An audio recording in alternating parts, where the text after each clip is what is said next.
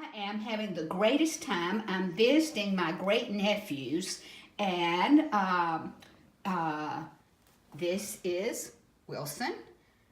This is Collier, and Collier likes Bob Ross, and of course Bob Ross has influenced so many people, and so Collier pulled out his collection of Bob Ross memorabilia, and I just can hardly believe, I didn't know there was a Bob Ross bobblehead. Can you turn it on, Collier? Anything we don't like, we'll turn it into a happy little tree or something.